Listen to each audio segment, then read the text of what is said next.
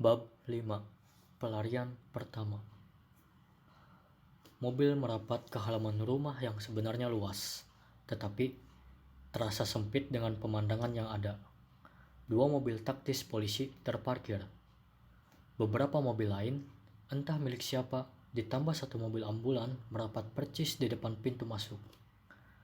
Belasan polisi berdiri mengawasi siapa saja yang keluar masuk pintu depan, dengan senjata lengkap di tangan. Aku mengeluh dalam hati. Terlepas dari bisnis mereka yang menggurita, penghuni rumah ini hanya pasangan sepuh yang tinggal dengan pembantu. Tidak lebih, tidak kurang. Tidak ada penjaga bayaran, mereka tidak akan melawan. Beberapa perawat terlihat sibuk menurunkan sesuatu dari ambulans. Aku melintasi ruang tamu, langsung menuju ruangan yang biasa digunakan Om Liam dan Tante beristirahat. 1-2 petinggi bank dan perusahaan milik Om Liam duduk di ruang tengah. Wajah mereka kalut. Mereka berbicara pelan satu sama lain.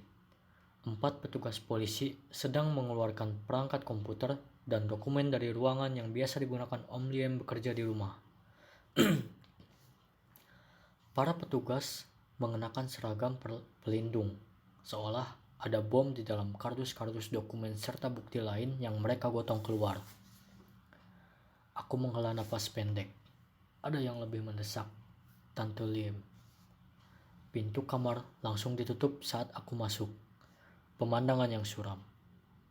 Tetapi, kabar Tante tidak seburuk yang kubayangkan. Tante terbaring di ranjang besar. Dokter berdiri di sebelahnya, dibantu 2 perawat, berusaha memasangkan infus dan selang lainnya. Akhirnya kau datang juga. Suara serak Om Liam lebih dulu menyapa sebelum aku menyapa Tante. Aku mengangguk, membiarkan dia memelukku. Duduk di dekatku, Tommy. Itu suara Tante, memanggilku. Kapan Tante siuman? Aku menelan ludah, menatap wajah yang dulu terlihat segar dan menyenangkan berubah jadi pucat dan cekung hanya dalam waktu sebulan sejak kasus Bank Semesta menggelinding. 15 menit lalu, dokter yang menjawab. Aku mengangguk, meraih tangan Tante Liam. Semua sudah berakhir, Tommy. Tante menatapku lamat-lamat. Situasi tidak akan mungkin lebih buruk lagi, bukan? Jadi, aku tidak akan pingsan lagi, nak. Itu kabar baiknya. Aku menatap getir wajah Tante. Matanya berkaca-kaca. Mereka hanya memberikan waktu sebentar. Om Lim menjelaskan perlahan, berdiri di sebelahku.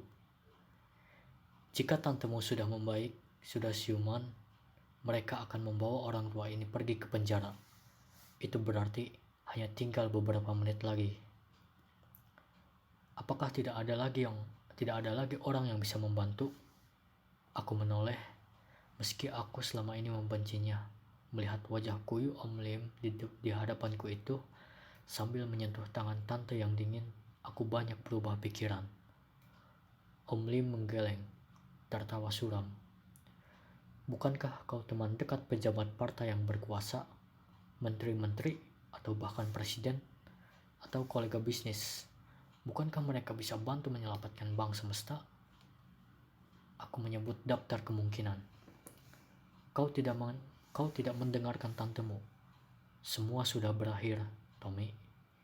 Tidak ada yang mau dekat-dekat dengan situasi buruk seperti ini. Alih-alih, kau yang dituduh bersekongkol. Perintah penangkapan sudah efektif.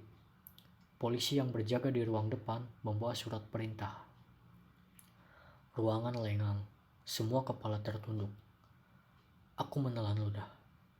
Bagaimana dengan Shinpei, rekan bisnismu selama puluhan tahun? Bukankah dia akan senang hati membantu? Om Lim menggeleng. Grup mereka juga dalam kesulitan. Aku sudah menelpon Shinpei, memberitahukan situasi buruk ini. Dia hanya bisa ikut prihatin, tidak bisa membantu. Aku mengembuskan napas, menatap wajah 4 perawat yang menunggu perintah. Dokter yang berdiri takzim, prihatin, dan beberapa petinggi perusahaan Om Liam yang balas menatap kalut, tidak bersuara, tidak punya ide harus bagaimana. Aku tahu kau tidak akan pernah mau mendengarkan orang tua ini, Tommy. Tetapi kali ini, tolong urus tantemu dan adik-adik sepupumu selama aku di penjara. Pastikan mereka baik-baik saja. Suara serak Om Liam memecah lengang. Astaga, aku menelan ludah. Sayangnya, kami tidak punya anak laki-laki. Kaulah satu-satunya anak laki-laki di keluarga besar kita. Apapun yang tersisa dari bisnis ini, kaulah yang paling pantas melanjutkan. Senin, otoritas Bank Sentral akan menutup operasi seluruh cabang Bank Semesta. Senin pula, aku akan menandatangani surat pernyataan akan mengganti seluruh uang nasabah. Tidak sepeser pun uang mereka akan dimakan orang tua ini. Bahkan, jika itu termasuk melego bisnis properti, otomotif, seluruh perusahaan kita. Om Liam menyentuh tanganku. Ruangan semakin senyap. Kau pernah masuk penjara, Ram? Tanya Om Liam tertawa getir, menoleh pada orang yang menjemputku di hotel. Orang kepercayaannya di induk perusahaan. Aku pernah, Ram. Saat usiaku 20-an. Aku masuk penjara selama 6 bulan. Bukan masuk penjaranya yang membuatku berkecil hati, melainkan saat aku di penjara, papa dan mamanya Thomas meninggal. Sejak hari itu, Thomas membenciku. Hentikan, aku menyergah kasar, mataku panas. Semua kepala di ruangan terangkat, tante menatapku. Hentikan omong kosong ini. Aku tersengal, berusaha mengendalikan napas. Tidak akan ada yang masuk penjara malam ini. Ini bukan omong kosong, Tom. Tidak ada lagi jalan keluar. Om Liam menatapku datar. Kau diam. Biarkan aku berpikir sebentar. Aku meremas rambutku. Berusaha mencerna banyak hal yang terjadi sejak konferensi di London, klub bertarung, dan rumah besar Om Liam. Apakah polisi di luar tahu bahwa tante sudah siuman? Aku bertanya pada orang-orang di dalam kamar. Dokter menggeleng. Belum ada yang memberitahu mereka. Itu kabar bagus. Aku mengepalkan tinju. Apakah kondisi tante stabil? Aku mendesak memastikan. Waktuku terbatas. Dokter mengangguk. Baik, dengarkan aku. Aku meminta perhatian seluruh orang yang berada di dalam kamar. Mataku menatap tajam ke setiap orang. Kalian semua akan menutup mulut hingga semua urusan selesai. Wajah-wajah mereka tampak bingung. Kau segera ambil ranjang darurat dari ambulans. Aku mengacungkan telunjuk pada salah satu perawat. Buat apa? Dokter memotong perintahku, bingung. Segera lakukan, Dok. Suruh 2 perawatmu bergegas. Aku berseru. Bukankah kau sudah hampir 20 tahun menjadi dokter keluarga ini? Bukankah kau dulu salah satu anak yang disekolahkan Om Liam? Demi semua itu, laksanakan perintahku. Dokter menelan ludah. Patah-patah menyuruh 2 perawatnya. Bilang kepada polisi di luar, kondisi Tante Liam semakin parah. Aku menarik salah satu perawat itu sebelum keluar dari ruangan. Kalau mereka bertanya detail, jangan dijawab. Dan jangan pernah biarkan mereka mendekati pintu kamar ini. Kau mengerti? Perawat itu mengangguk, meski masih dengan wajah bingung. Apa yang sedang kau lakukan, Tom? Om Liam bertanya gugup. Menyelamatkan seluruh keluarga ini. Apalagi? Aku berseru cepat. Kau bantu melepas infus dari tangan Tante Liam. Segera. Aku meneriaki 2 perawat yang tersisa di kamar. Apa yang kau rencanakan, Tom? Om Liam bertanya untuk kedua kali. Kita tidak punya waktu untuk penjelasan, tapi jika semua berjalan lancar, 2 jam dari sekarang kita sudah ribuan kilometer dari kota sialan ini. Aku berkata cepat pada Om Liam. 2 hari. Kita punya waktu 2 hari hingga Senin untuk membereskan semua kekacauan. Bank Semesta akan diselamatkan, percayalah. Tidak ada selembar pun saham milik perusahaan yang akan dijual. Dan sebelum itu terjadi, kau harus kabur dari mereka. Lari. Aku tidak akan melakukannya, Tommy. Suara Om Lim terdengar bergetar. Tidak ada pilihan, kau harus lari. Aku berseru gemas. Aku tidak mau jadi buronan, Tom. Om Lim menggeleng. Refleks melangkah mundur. Kau harus mau. Astaga, sekarang bukan saatnya membahas prinsip-prinsip basi. Aku membentaknya. Turuti semua perintahku dan semua akan baik-baik saja. Aku menoleh ke sisi lain. Ram, siapa nama petinggi kejaksaan dan bintang 3 di kepolisian yang memimpin kasus ini? Ram dengan wajah tidak mengerti menyebut 2 nama yang sudah dia sebutkan di mobil saat menjemputku. Nah, bukankah 2 nama itu berarti buat keluarga ini? Aku kembali menoleh pada Om Lim menyebut nama itu kencang-kencang. Mereka tidak akan berhenti. Percayalah, kau tidak akan dipenjara 6 bulan seperti masa lalu. 2 orang ini akan membuatmu dipenjara selamanya, agar tidak ada jejak yang tersisa. Pintu kamar didorong dari luar. 2 perawat sudah kembali, terburu-buru mendorong ranjang darurat, diikuti beberapa petugas polisi yang ingin tahu. Aku segera melesat ke depan pintu, menahan petugas yang hendak masuk. Kalian tidak boleh masuk. Kami harus tahu apa yang terjadi. Komandan polisi memaksa. Astaga, apalagi yang ingin kalian tahu? Aku memasang badan agar mereka tidak bisa melihat apa yang terjadi di dalam. Nyonya rumah terbaring sekarat. Dia butuh segera dibawa ke rumah sakit. Tuan rumah tidak akan kemana-mana. Lihat, dengan memakai tongkat, tangkapan kalian tidak akan bisa kabur dari sini. Bahkan, berjalan 100 meter pun dia tidak akan kuat. Para petugas saling lirik. Kalian akan terus menonton atau lebih baik menunggu di ruang depan? Aku melotot. Percayalah, setelah nyonya rumah dibawa pergi oleh ambulans, kalian dengan mudah bisa memborgol Tuan Lim. Besok, kalian akan mendapatkan kenaikan pangkat atas tangkapan hebat ini. Komandan polisi terlihat ragu-ragu, tetapi aku sudah balik kanan, kasar menutup pintu. Kau naik ke atas ranjang dorong, aku menesis. Om Lim tampak bingung, pasangkan infus dan semua selang di tangannya. Aku menyuruh perawat yang juga masih bingung dengan apa yang sebenarnya sedang terjadi.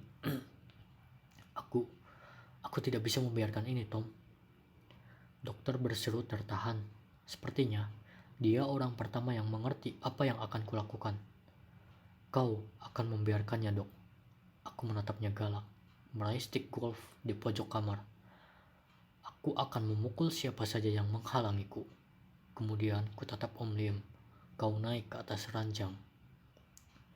Om Lim patah-patah naik berbaring. Aku segera menyuruh 2 perawat bekerja di bawah ancaman stick golf. Mereka takut-takut segera menyelimuti tubuh tua itu, memasang masker di wajah, memasang penutup kepala, infus, alat bantu pernapasan, apa saja yang bisa membuat kamuflase. Om Lim harus segera dibawa kabur. Tanpa tanda tangan Om Lim, tidak ada satu pihak pun yang bisa membekukan bank semesta atau mengambil alih perusahaan lain. Aku tidak bisa melarikan Om Lim begitu saja dari rumah, melewati belasan polisi yang sejak 4 jam lalu tidak sabaran. Aku akan menukar tante dengan Om Lim. Rencana ini nekat, meski perawat sudah berusaha membuat tampilan Om Lim yang terbaring tidak dikenali lagi dengan selimut dan peralatan medis. Jika ada salah satu petugas polisi yang detail memeriksa, mereka dengan cepat akan tahu. Tetapi, dalam situasi panik, darurat pukul 2 dini hari, tetap ada kemungkinan skenario ini berhasil. Berjanjilah, tante akan baik-baik saja setelah kami kabur. Aku berbisik pada Tante Lim sebelum mendorong ranjang darurat yang di atasnya sudah terbaring tubuh gemetar Om Lim. Tante masih menatapku bingung. Sebelum dia mengucapkan satu patah, aku sudah mengucapkan kalimat terakhir. Percayalah, beri aku waktu 2 hari, semua kekacauan akan dibereskan. Tante menelan ludah, mulutnya kembali tertutup. Kalian. Aku menunjuk 4 perawat yang masih gentar melihat stick golf yang kupegang. Bantu aku berpura-pura seperti situasi darurat. Berteriak-teriak, suruh menyingkir polisi yang berjaga di ruang tengah. Kau, Dok, pimpin rombongan paling depan.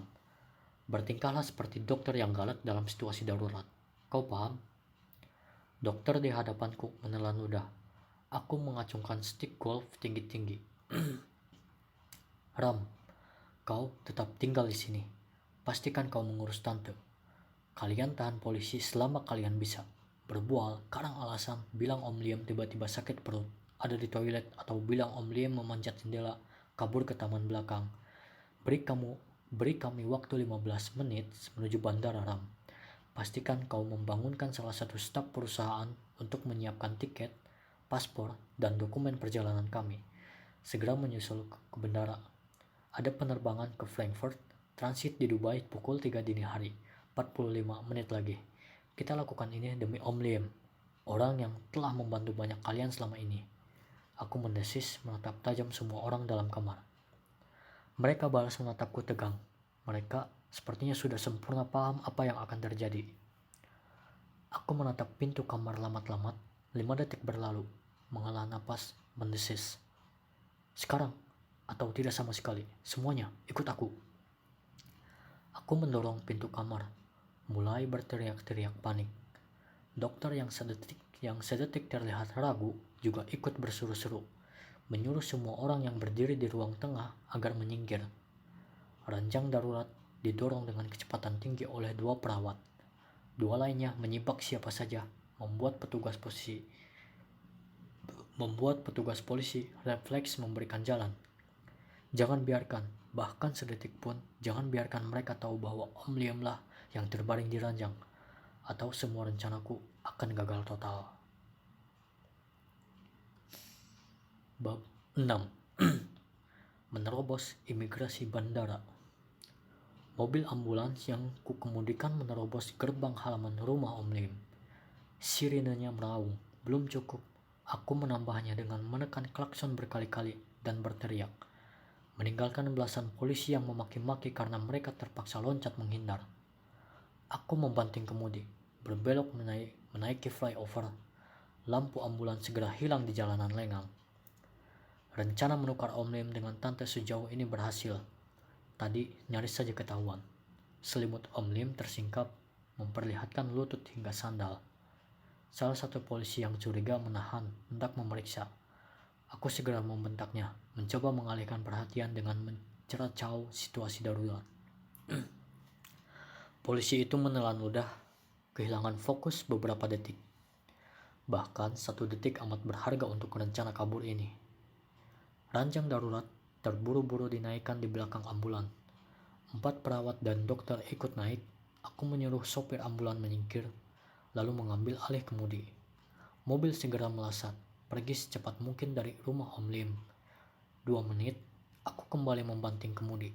Ambulan meliuk menuju pintu tol. Waktuku sempit. Paling lama 15 menit petugas polisi tahu apa yang sesungguhnya telah terjadi. Sekali mereka tahu, proses pengejaran dimulai. Aku teringat sesuatu, mengambil telepon genggam dari saku. Angkatlah, ayo angkat. Aku mendesis, tidak sabaran untuk 2 hal. Nada panggil dan 2 truk yang berjalan di depanku. Lupakan safety driving.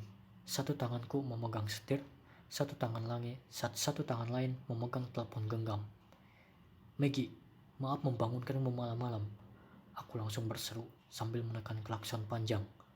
2 truk di depanku santai sekali di jalur cepat.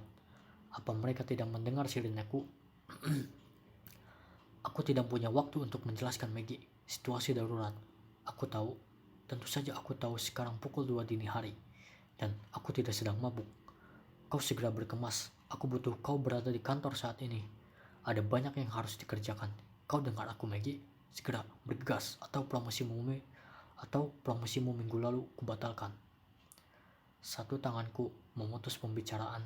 1 tanganku segera membanting setir. Sialan, ternyata ada mobil lain yang bergerak santai di depan 2 truk yang baru saja kusalip. Ambulan yang kukemudikan menyerempet pembatas jalan, membuat baret panjang di sisi ambulan. Aku mendengus. Ambulan kembali stabil, mengebut. Telepon genggamku berbunyi. Dari Ram. Aku mengangkatnya. Mereka sudah tahu, Tom. Suara di seberang sana terdengar tercekat. Astaga, aku berseru, sekaligus menekan klakson. Alangkah banyaknya truk kontainer di jalan tol. Kami sudah berusaha menahan mereka, Tom, tapi mereka mendobrak kamar. Kau sekarang ada di mana? Masih jauh dari bandara? Aku mengumpat dalam hati. Baru 5 menit, tentu saja masih jauh. Yang dekat itu adalah rumah Om Liam di belakangku. Kabar baiknya, mereka tidak tahu kemana tujuan ambulans. Tom, semua orang di kamar kompak bilang kau telah mengancam, lantas pergi begitu saja melarikan Om Liam. Tidak tahu entah kemana. Polisi mulai menyebar informasi ke seluruh patroli, melakukan pengejaran. Tiket, Ram, bagaimana dengan tiket dan dokumen perjalanan kami? Aku memotong. Salah satu staf perusahaan sedang menuju bandara. Semua tiket dan paspor dalam perjalanan. Kau tinggal ambil di meeting point, pintu keberangkatan. Bagaimana dengan Tante? Komandan polisi yang jengkel hendak menahan Tante Lim. Mereka juga sempat memukul beberapa orang di rumah. Tetapi tidak usah kau cemaskan. Mereka akan bermasalah dengan belasan pasal dalam hukum pidana jika berani menahan Tante Lim. Dia baik-baik saja. Dokter lain sedang menuju ke rumah. Yang tidak baik itu polisi. Mereka terlihat marah sekali. Aku menghela napas, tidaknya Tante baik-baik saja. Kau suruh salah satu staf lainnya menghubungi rumah sakit, klinik, apa saja yang buka 24 jam. Aku berseru, teringat sesuatu. Buat apa? Lakukan saja, Ram. Telepon sebanyak mungkin rumah sakit, laporkan situasi palsu, bilang ada keadaan darurat di sembarang tempat. Suruh mereka mengirim ambulans. Aku ingin satu menit lagi ada belasan ambulan berkeliaran di jalanan kota. Itu akan mengelabui polisi yang sedang melakukan pengejaran. Waktuku bukan menit, Ram, tapi detik. Jadi bergegaslah. Telepon genggam kumatikan. Aku juga harus mematikan sirine ambulan agar tidak menarik perhatian. Membanting setir ke kanan dan ambulan segera menaiki jalur tol menuju bandara. Berpisah dengan barisan truk kontainer menuju pelabuhan Peti Kemas. Aku melirik penanda kilometer di pembatas jalan tol. Bandara masih 20 km lagi. Aku menekan pedal gas dalam mungkin dengan kecepatan 140 km per jam. Aku hanya butuh 8 menit. Sekali ini, jalan tol lenggang menyisakan pendar cahaya lampu di aspal. Aku menghela napas, mengusap keringat di pelipis. Baru beberapa hari lalu, aku ceramah panjang lebar tentang sistem keuangan dunia yang jahat dan merusak. Tapi sekarang, aku melarikan seorang tersangka kejahatan keuangan. Baru beberapa menit yang lalu, aku masih terdaftar sebagai warga negara yang baik, bertingkah baik-baik dan selalu taat membayar pajak. Tapi sekarang, aku menjadi otak pelarian buronan besar. Aku menepuk dahi, teringat sesuatu, dan dengan cepat meraih telepon genggam. Kuhubungi satu nomor, hingga habis nada panggil. Telepon tetap tidak diangkat. Aku menengus, mencoba nomor kedua. Tetap sia-sia, tidak aktif. Masih ada nomor ketiga. 2 kali nada panggil, ayolah diangkat. Aku mendesis. 5 kali nada panggil, hanya ini satu-satunya harapanku. Ayo diangkat. Malam, Tom. Kau tidak tahu ini jam berapa? Atau jangan-jangan kau sengaja hendak mengolok-ngolokku lagi, mengganggu tidurku. Kau harus berapa kali ku bilang agar kau puas. Yang mulia Thomas adalah petarung terhebat klub. Tidak ada yang bisa mengalahkan yang mulia Thomas. Bukan soal itu, Randy. Aku memotong suara mengantuk Randy. Lantas, apalagi sobat? Aku mengutuk Randy yang terdengar amat santai. Dengan cepat, aku menjelaskan situasi. Butuh akses untuk melewati gerbang imigrasi bandara. Tadi Om Liam bilang surat penangkapannya efektif sejak kemarin siang. Untuk kasus besar, itu berarti seluruh gerbang imigrasi sudah menerima notifikasi pencekalan. Komandan polisi di rumah saat ini juga pasti sedang menghubungi bandara, pelabuhan, terminal, stasiun, dan apa saja yang terpikirkan olehnya sebagai titik pelarian. Aku tidak bisa melakukannya, Tom. Randy akhirnya berkata pelan setelah terdiam. Kau akan melakukannya, Randy. Aku berseru galak. Ini bisa membahayakan karirku, suara Randy ragu-ragu. Omong kosong, kau pernah melakukannya. Belasan kali boleh jadi. Sudah berapa banyak buronan yang kalian loloskan ke luar negeri, ha? Bukankah dengan mudah kalian bisa mengarang-arang alasan? Yang ini berbeda, Tom. Apa bedanya, Randy? Aku mulai jengkel. Pintu keluar tol sudah terlihat. Jarakku dengan bandara tinggal 2 km. Jika Randy tidak bisa membantu, melewati pintu imigrasi bandara sama saja dengan menyerahkan diri. Setidaknya, beri aku waktu setengah jam berkoordinasi dengan petugas imigrasi. Astaga, Randy, aku butuh sekarang. Aku harus koordinasi dulu, Tom. Segera, Randy, detik ini juga. Kau sudah berjanji di klub bertarung, jika aku mengalahkan Rudy, kau akan melakukan apa saja, termasuk meloloskan buronan negara. Janji seorang petarung, Randy. Randy terdiam sejenak di seberang sana. Baik, sobat, beri aku 1 menit. Aku akan memberimu akses melintasi petugas imigrasi. Aku menutup telepon, menerobos pintu tol keluar. Penjaganya berteriak, bilang aku belum membayar. Aku hanya bergumam pendek. Tidak pernahkah dia melihat ambulan yang terburu-buru, darurat? Aku menghentikan ambulan 15 detik sebelum memasuki gerbang bandara. Menyuruh 4 perawat dan dokter turun. Kalian pulang ke rumah masing-masing dengan taksi, tidur, dan beristirahat. Lupakan kejadian ini. Jika nanti ada polisi yang mengintegrasi, bilang saja kalian diancam olehku. Di luar itu, kalian tidak tahu dan tidak berkomentar, paham? Dokter dan 4 perawat mengangguk. Aku menyuruh Om Lim pindah ke bangku depan. Infus, selang, dan masker yang pura-pura dipasangkan telah dilepas sepanjang perjalanan tol. Om Lim meringis. Tubuh tuanya kelelahan. Aku sudah menekan pedal gas memasuki area bandara. Telepon genggamku berbunyi saat ambulan sudah terparkir di depan pintu gerbang keberangkatan. Aku menuntun Om Lim agar bergegas menuju meeting point. Telepon dari Randy. Dia memberikan nomor loket imigrasi yang harus kutuju. Terima kasih, sobat. Aku tertawa pelan. Akhirnya, aku tertawa setelah semua ketegangan.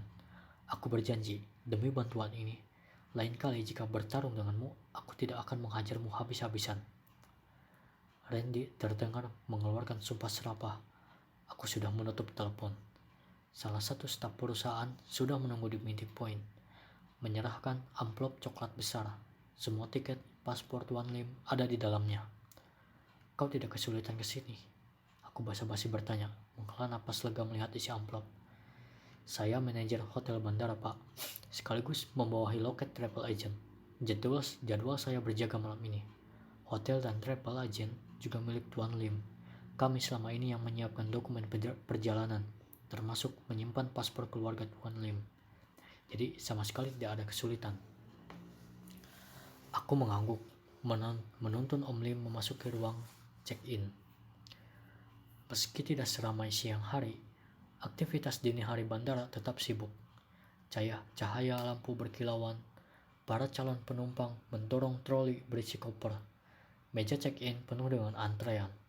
Aku mengangguk lega. Begitu Om Lim duduk rapi di pesawat yang menuju Frankfurt, butuh berhari-hari bagi polisi untuk mengembalikannya ke Jakarta. Itu lebih dari cukup memberi aku waktu untuk membereskan PR lain.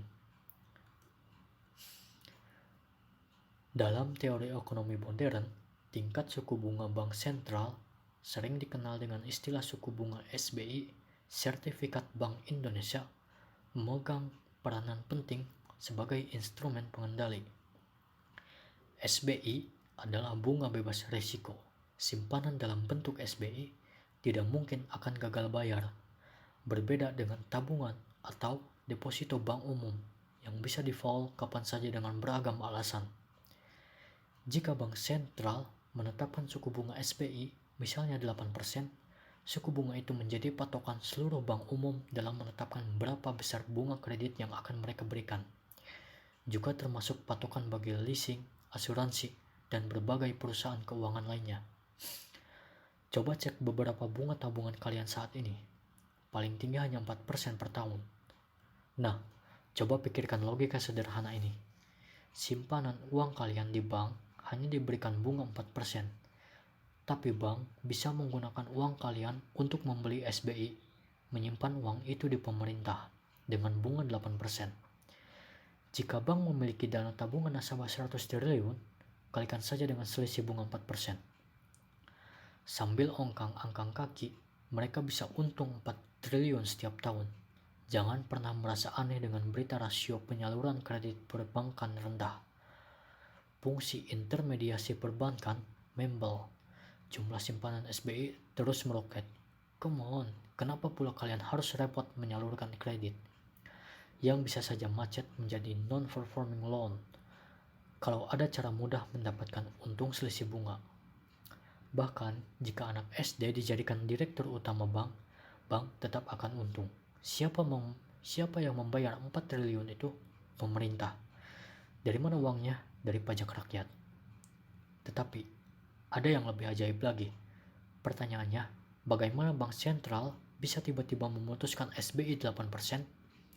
Padahal mereka tahu selisih dengan bunga tabungan bank umum begitu lebar. Karena mereka diamankan oleh undang-undang untuk menjaga stabilitas perekonomian. Stabilitas itu salah satunya tercermin dari angka inflasi. Misalnya, ketika harga-harga diperkirakan naik, perekonomian tumbuh terlalu cepat, overheating. Bank sentral mengantisipasinya dengan ikut menaikkan suku bunga SBI. Naiknya suku bunga secara teoritis akan membuat orang yang punya banyak uang memilih menabung dibandingkan belanja. Akibatnya, uang beredar berkurang, aktivitas jual beli menurun, harga-harga jadi turun. Juga sebaliknya, ketika harga diperkirakan terlalu turun, perekonomian melambat. Bank sentral akan mengantisipasinya dengan menurunkan SBI. Turunnya suku bunga SBI otomatis akan membuat suku bunga pinjaman bank turun. Dana murah, orang-orang berbondong pinjam uang. Aktivitas jual beli naik, perekonomian kembali bergairah. Dari penjelasan satu paragraf di atas, catat kata pentingnya, perkiraan. Inilah ajaibnya ilmu ekonomi. Inflasi adalah fungsi dari ekspektasi, perkiraan persepsi. Berapa tingkat inflasi tahun depan? 8%? 10%? Semua hasil dari perkiraan, antisipasi. Berapa inflasi bulan depan? 0,5%?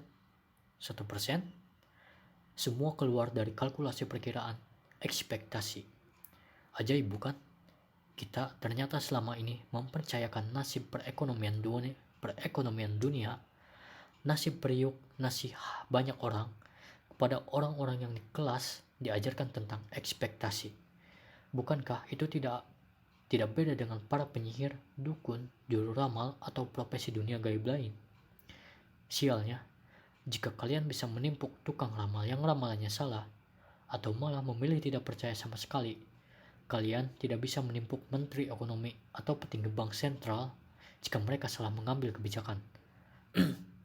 Ternyata variabelnya lebih banyak dari dugaan kami. Ini bukan salah kami. Siapapun pengambil keputusannya pasti keliru memprediksi turbulensi ekonomi yang ada. Omong kosong.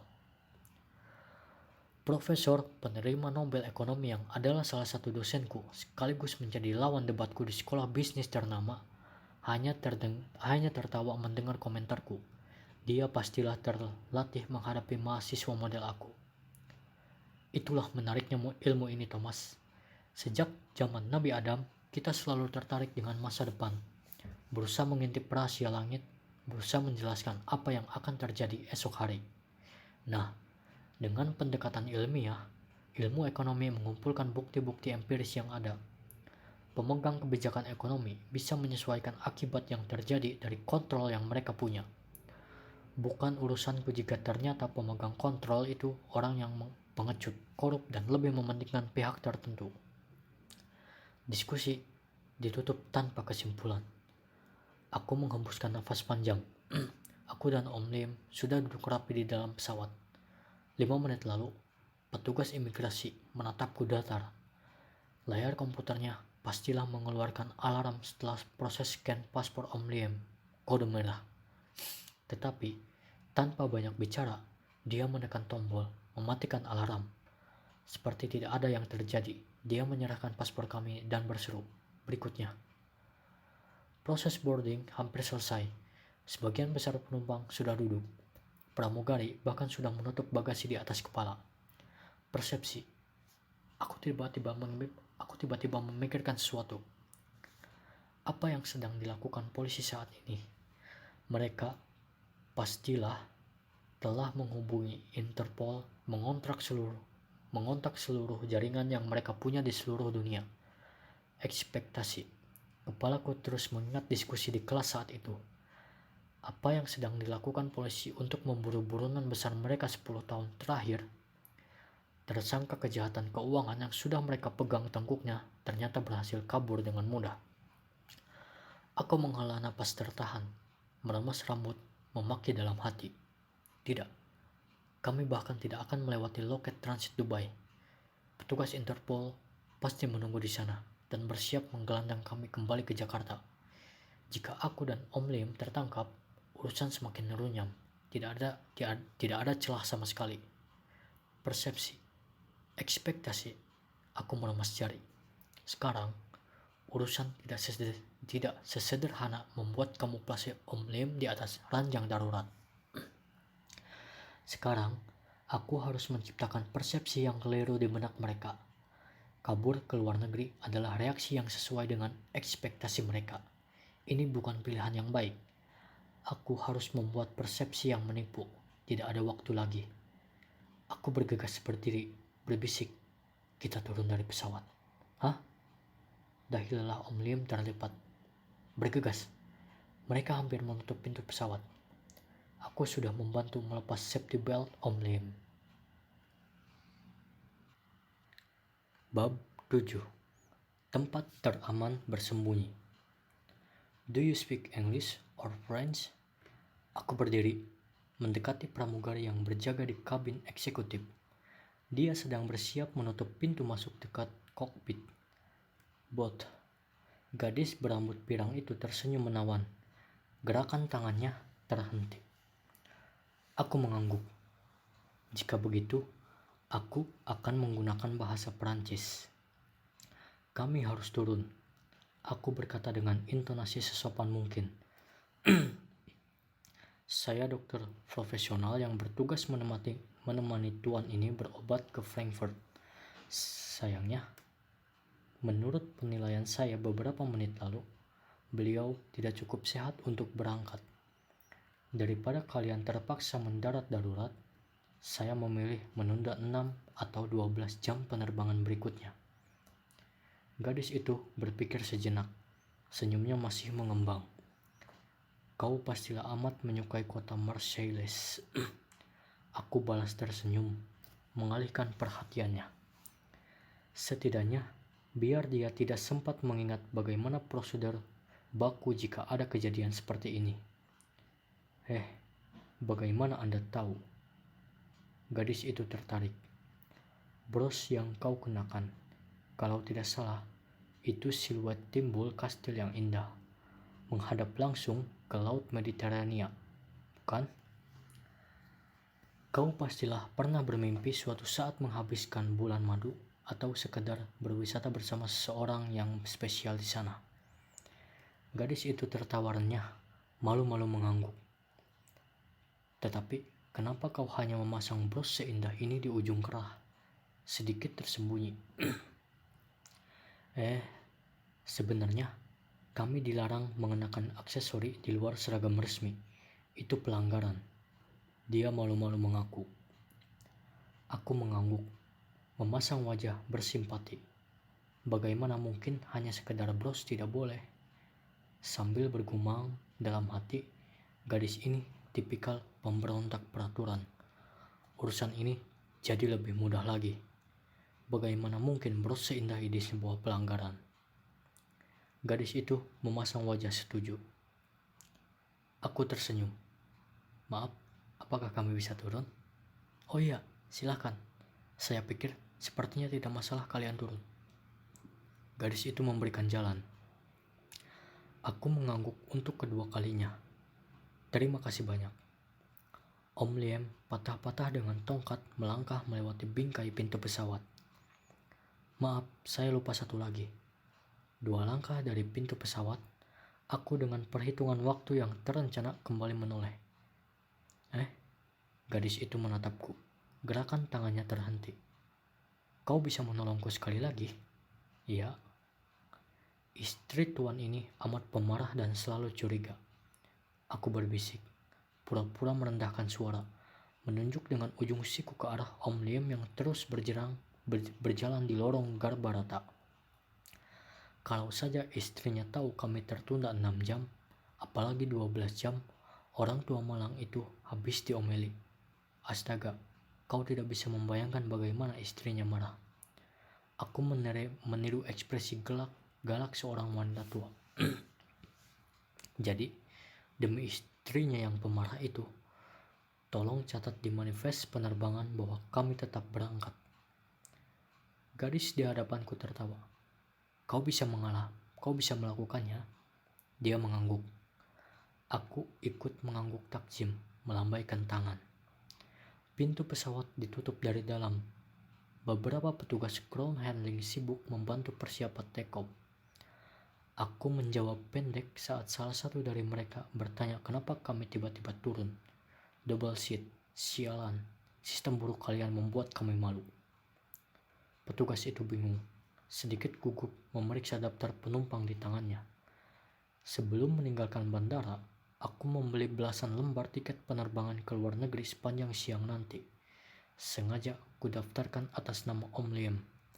Jika ada polisi yang memeriksa seluruh maskapai, mereka setidaknya akan menemukan 9 kemungkinan tujuan kami. Pukul 3:30 pagi, setelah merobek seluruh tiket dan melemparkannya ke dalam tong sampah, aku menyuruh Om Liam kembali naik ke ambulan. Tidak, kabur ke luar negeri bukan pilihan terbaik. Lagi pula, aku harus berada di Jakarta untuk menyelesaikan masalah ini. Aku harus menemui banyak orang. Ambulan melesat meninggalkan bandara dengan kecepatan tinggi. Aku tahu tempat terbaik menyembunyikan Om Liam. Jalan tol keluar kota lengang. Ambulan yang kukemudikan melesat dengan kecepatan 140 km per jam. Jika ini tidak penting, hanya salah satu leluconmu, besok lusa aku akan membalasnya, Tom. Maggie, stafku yang paling gesit, paling supel, dan paling setia melapor sudah siap di kantor. Mungkin ini rekor paling pagi dia masuk kantor. Kalian pernah masuk kantor pukul 4:30 pagi? Kau segera telepon 6-7 wartawan surat kabar, majalah, televisi, berita online yang sering memintaku menjadi narasumber kolega pers kita. Aku mengabaikan keluhan Maggie. Mulai mendikte apa yang harus segera dia lakukan. Kau sertakan juga 3-4 pengamat ekonomi, kawan dekat yang sering sependapat dengan kita. Minta mereka berkumpul di salah satu restoran hotel dekat kantor. Beritahu mereka bahwa kita punya rilis paling rahasia, paling geras tentang kasus Bank Semesta. Jangan tanya detail siapa saja yang harus diundang, Maggie. Ayolah, kau tahu persis harus mengundang siapa. Aku membutuhkan kaki tangan untuk membentuk opini di media massa, meskipun mereka sama sekali tidak merasa telah digunakan. Terdengar suara coretan ballpoint di seberang sana. Aku tadi sudah menelpon Ram, salah satu stafnya akan mengantarkan setumpuk laporan paling baru tentang Bank Semesta. Kau pastikan menyimpan dokumen itu. Aku akan mampir ke kantor. Aku juga butuh working paper audit Bank Semesta. Harus sudah ada di mejaku sebelum pukul 12 siang. Mana aku tahu caranya, keluh Maggie. Aku sekali lagi mengabaikan keluhan Maggie. Hubungi kantor auditor, cari partner, manajer, atau auditornya. Mereka pasti lembur hari Sabtu. Aku tahu itu dokumen konfidensial. Astaga, kau ingin mengajariku soal itu? Nah, kalau tidak, pastikan seluruh working paper audit, terutama tentang debitor, rekening deposito, dan aset Bank Semesta tersedia. Kau juga kumpulkan semua berita, artikel, komentar, bahkan jika ada berita sopir taksi bergumam tentang Bank Semesta selama 6 tahun terakhir, catat. Cari di internet, surat kabar, database media massa, Gunakan seluruh resource yang ada, termasuk jika informasi itu harus dibeli. Maggie mengeluh lagi, bilang dia tidak bisa melakukannya sendirian dan secepat itu. Kau bisa, Maggie. Inilah poin terpentingnya. Kau tidak boleh bilang siapapun. Kau paham? Nah, sekali urusan ini beres, aku berjanji akan memberimu 2 lembar tiket berlibur. Terserah kau mau kemana dan mengajak siapa. Aku memutus pembicaraan, mengabaikan seruan riang Maggie, kembali konsentrasi pada kemudi. Semburat merah muncul di balik gunung, pemandangan indah dari balik jendela ambulans yang melesat cepat. Tapi aku tidak memperhatikan, kami sudah puluhan kilometer meninggalkan Jakarta. Orang tua ini benar-benar keliru selama ini. Aku menoleh, Om Liam sedang menatapku datar. Aku pikir dia tertidur. Hanya desis AC dan suaraku menelpon banyak orang sejak kami meninggalkan bandara tadi yang terdengar di kabin depan ambulan. 20 tahun aku berpikir kau membenciku karena kejadian itu, Tommy. Ternyata aku keliru. Om Liam menghela napas perlahan, antara terdengar dan tidak. Kau sesungguhnya membenci dirimu sendiri, bukan? Om Liam menatapku lamat-lamat. Itu benar sekali. Lihatlah kejadian sejak pukul 2 dini hari tadi. Kau adalah pemikir sekaligus eksekutor yang hebat, Tommy. Pintar, berani, dan pandai memengaruhi orang. Tidak pernah terbayangkan akan jadi apa grup bisnis keluarga kita jika kau yang menjalankannya. Grup ini akan menjadi raksasa mengerikan di tangan seorang sepertimu. Karena itulah kau membenci dirimu sendiri. Om Liam menatap semburat merah yang semakin terang. 20 tahun kau pergi dari rumah, berusaha menjauhi kami, tidak ingin terlibat, tapi nyatanya kau belajar di sekolah bisnis terbaik, belajar langsung dari muasal kemunafikan. Kau membenci trik, rekayasa, tipu-tipu tingkat tinggi pemilik konglomerasi, eksekutif puncak perusahaan. Nyatanya kau mempelajari itu semua, bahkan menjadi penasihat terbaik mereka. Kau berusaha menjadi anak muda yang idealis, dibasuh suci dengan kematian papa dan mamamu. Nyatanya kau justru terlahir untuk menjadi seorang yang licin bagai belut, penari hebat dalam pertunjukan rekayasa keuangan modern. Orang tua ini keliru, Tommy. Kau tidak pernah membenciku. Kau selama ini sebenarnya membenci dirimu sendiri.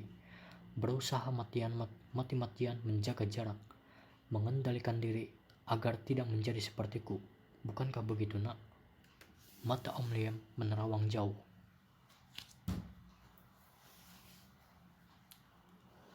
Aku tidak menjawab, melambaikan tangan. Sudah ceramahnya? Om Liam kembali menoleh padaku. Kalau sudah, kau seharusnya sekarang tidur, beristirahat. Om Liam menggeleng. Orang tua ini tidak mengantuk, Tommy. Kalau begitu, lebih baik kau tutup mulut, diam, aku sedang mengemudi. Om Liam tertawa pelan. Kau mirip sekali dengan papamu, Tommy. Kau terus terang dan jujur meski itu kasar dan menyakitkan. Baiklah, bangunkan aku jika sudah dekat di rumah peristirahatan opamu. Aku tidak mengangguk, kembali menatap jalan tol yang lengang. Hanya segelintir orang yang tahu tujuan kami. Itu tentu termasuk Om Liam, meski aku tidak memberitahukannya sejak tadi. Bab 8. Rumah peristirahatan.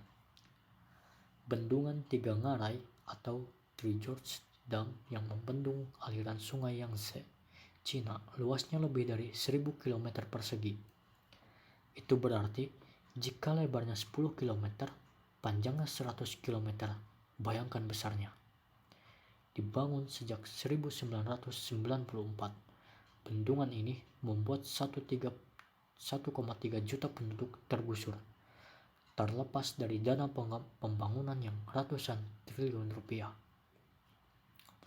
Proyek ini juga harus dibayar dengan ribuan desa, ratusan kota, besar kecil, kuburan leluhur, lahan pertanian, situs arkeologi, hutan, binatang, semuanya terendam oleh proyek bendungan paling besar dan paling ambisius di seluruh dunia itu. Itu semua untuk 20.000 megawatt listrik, jutaan hektar irigasi persawahan, kontrol atas banjir tahunan di Sungai Yangtze, serta simbol pembangunan ekonomi dan peradaban besar negara Cina. Dalam skala yang lebih kecil, 1/12 dari bendungan Tiga Ngarai adalah Waduk Jatiluhur. Secara harfiah, waduk berarti kolam. Luas kolam ini hanya kurang lebih 83 km persegi. Dibangun sejak tahun 1957, waduk ini waduk terbesar di Indonesia. Berapa jumlah penduduk yang harus digusur selama proses pembangunannya? Bayangkanlah sendiri, mengingat lokasi waduk ini termasuk salah satu lahan subur, area pertanian dengan penduduk yang padat, dan itu setara dengan menggusur penduduk seluruh kota Palangkaraya atau Ambon atau Palu. Aku tidak peduli soal penggusuran, toh penguasa saat itu mungkin sambil menguping menandatangani surat perintah penggusuran. Yang aku peduli, kalian pernah datang ke Waduk Jatiluhur? Rekayasa tangan manusia membuat lembah itu berubah banyak. Dan kabar baiknya, dengan hamparan air luas, Waduk Jatiluhur terlihat indah bukan kepalang. Mobil ambulan yang kukemudikan memasuki jalan lengang menuju rumah peristirahatan Opa ketika semburat merah matahari memenuhi ufuk timur. Kabut masih mengambang di perbukitan, dan permukaan waduk terlihat begitu mengilat memesona. Aktivitas di bungalow, hotel, bar, restoran, perkemahan, waterpark, dan lapangan tenis mulai menyeruak. Nelayan, keramba, petani, pekerja, anak-anak sekolah, dan penduduk setempat juga mulai terlihat sibuk. Mobilku terus melaju ke salah satu tepi waduk. 15 tahun lalu, Opa memutuskan membeli tanah seluas 20 hektar di sudut paling eksotis waduk. Lantas membangun rumah kecil yang nyaman dan menyenangkan. Seperti kastil negeri-negeri Eropa yang bukan saja memiliki halaman rumput luas, terpangkas rapi, tapi juga halaman belakang berupa danau yang luas. Seperti ranch peternakan, seperti kebun anggur. Waktu aku masih belasan tahun, aku sering datang ke sini, berkemah, memancing, berburu, mengebut dengan speedboat, atau sekedar bengong duduk di beranda dermaga menatap senja bersama Opa yang pat-pet-pot memainkan alat musik. Lantas, Opa akan mulai bercerita, yang ceritanya itu-itu saja, seperti kaset rusak. Aku pelan menjawil lengan Om Liam, membangunkan. Ambulan yang kukemudikan persis memasuki gerbang halaman. Lengang, hanya beberapa tukang kebun yang merupakan penduduk sekitar waduk terlihat sibuk menyalakan mesin penyiram otomatis. Belasan jumlah selangnya muncrat tinggi-tinggi, membuat halaman seperti dipenuhi hujan lokal. Kita sudah sampai? Om Liam membuka mata. Aku tidak menjawab, memarkir ambulan di halaman belakang yang menghadap waduk. Sepagi ini, Opa pasti sedang duduk menghabiskan secangkir teh hijau sambil berkutat dengan not-not balok.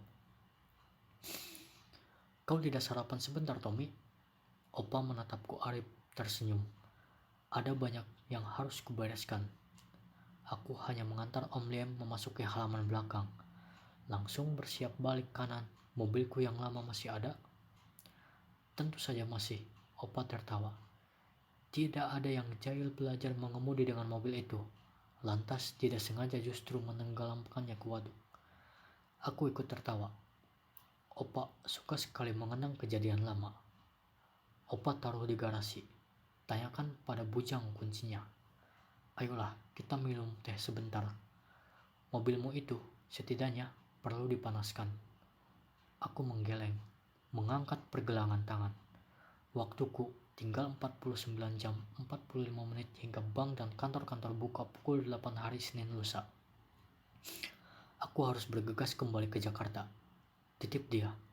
Sudah terlalu banyak kekacauan yang dia buat. Pastikan dia tidak menambahkannya lagi satu. Opa tertawa lagi. Baiklah, Tommy. Terlepas dari aku belum tahu apa yang telah terjadi, aku sebenarnya senang sekali melihat kalian berdua beriringan memasuki halaman rumah beberapa menit lalu. Terlihat kompak. Kalian bahkan sudah lama tidak bertemu. Hati-hati nak, jangan lupa makan. Aku mengangguk. Balik kanan, menuju garasi mobil yang terpisah dari bangunan induk. Saatnya berganti kendaraan yang lebih memadai. Aku butuh mobil tercepat untuk kembali ke Jakarta. Opa adalah kolektor mobil yang baik, meski tampilannya bersahaja. Koleksinya tidak banyak, tapi berkelas. Opa paling suka mobil Eropa. Salah satu koleksinya adalah seri merek mobil yang memenangkan Grand Prix Monaco untuk pertama kali. Salah satu bujang mengantarkan kunci. Aku melepas koper mobilku bersiul. Ini mobil seri kesekian dari merek yang sama. Opa mengoleksinya karena legenda hidup Formula 1 juga punya. Mobil ini kesayangan Opa. Saking sayangnya, dia jadikan mobil ini sebagai hadiah ulang tahunku yang ke-17 15 tahun silam. Perayaan yang justru tidak kuhadiri.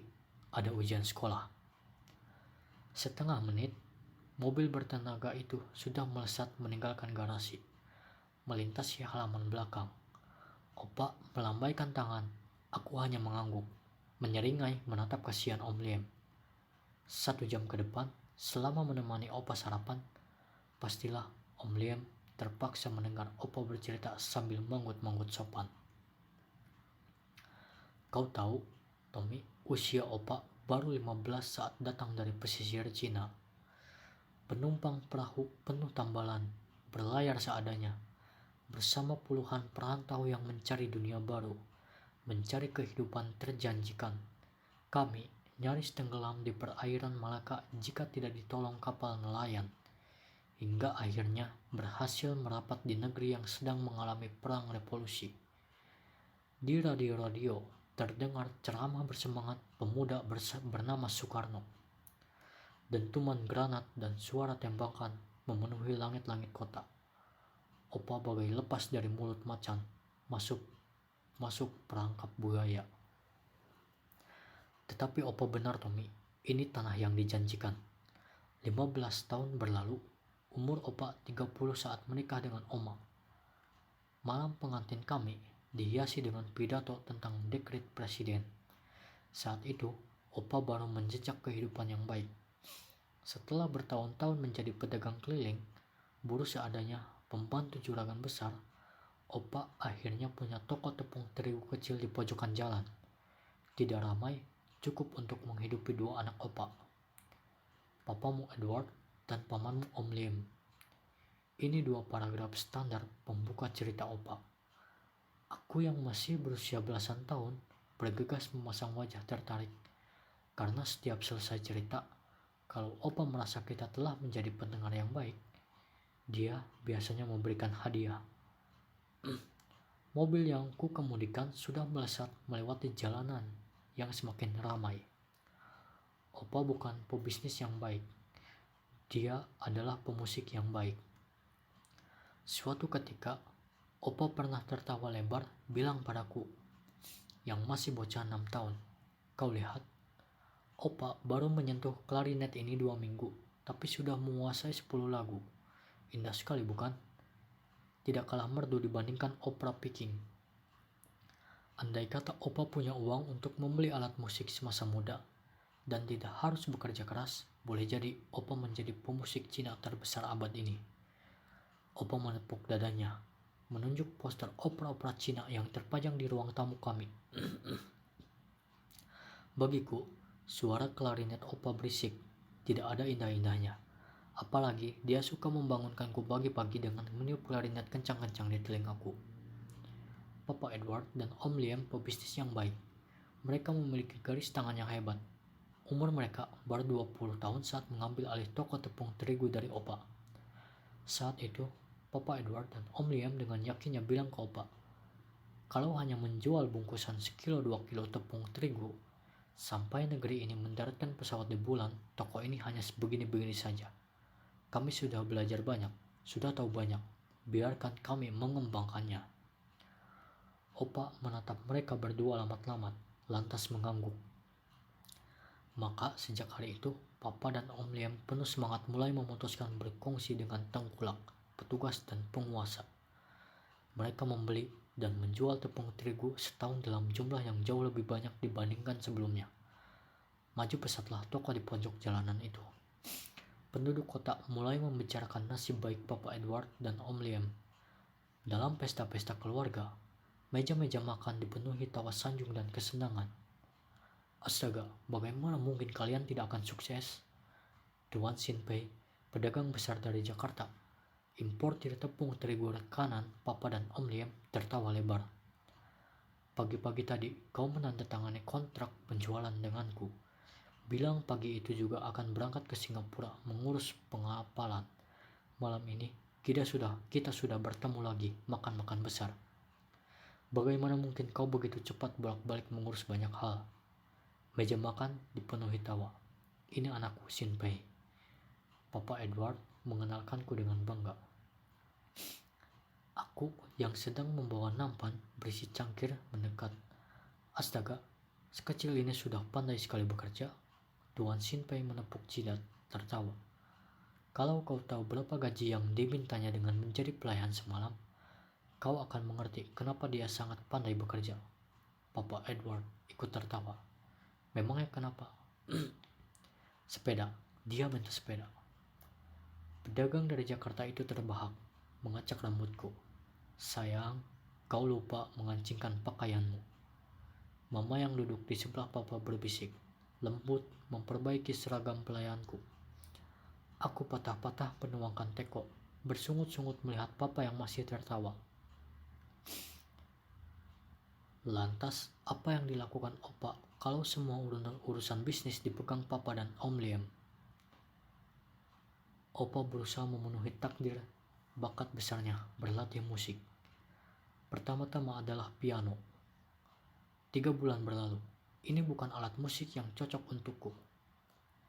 Dia menyuruh pelayan membawa piano itu ke atas truk, dijual.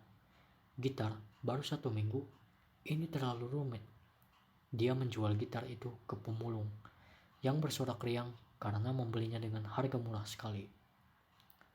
Biola, meski aku terlihat eksotis dengan alat musik ini, belajar memainkan benda ini tidak eksotis.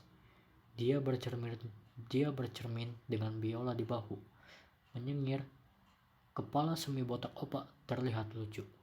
Juga harpa, seruling, drum, dan alat-alat musik lainnya.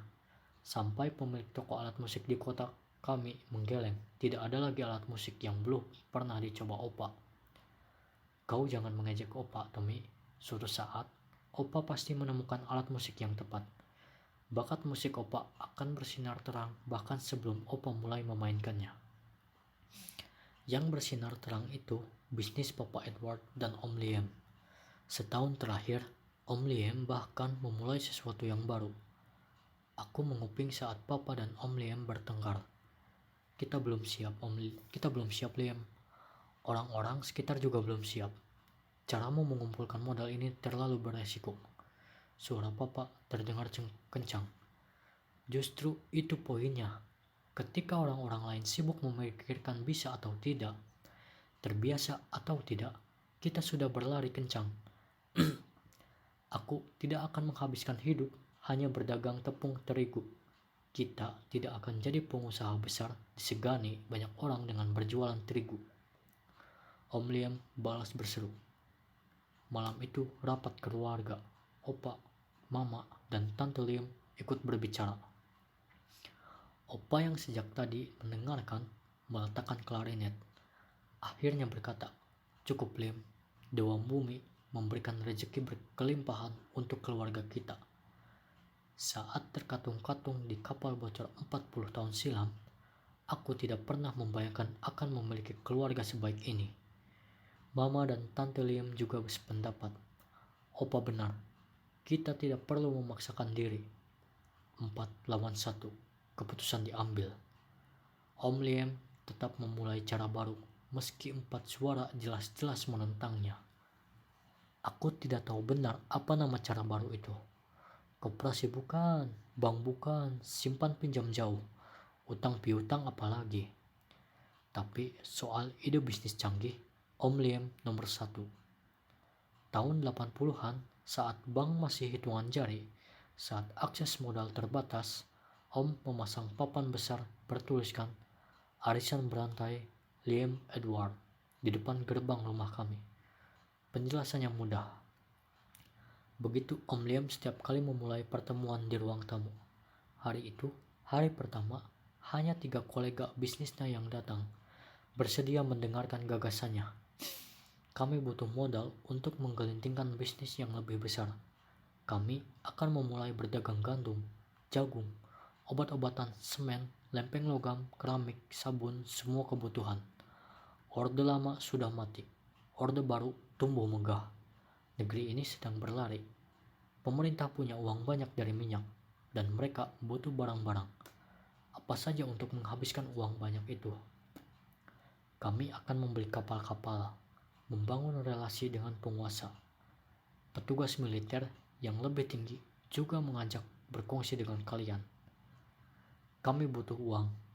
Kalian berikan 100 perak hari ini, setahun kemudian akan kami gandakan jadi 150. Kami juga akan membayar bunga uang arisan dari kalian setiap bulan. Bukan hanya itu, setiap kali kalian berhasil mengajak orang lain bergabung, kalian akan mendapatkan bonus tambahan. Semakin banyak rantai yang terlibat dalam arisan ini, semakin besar bonus kalian.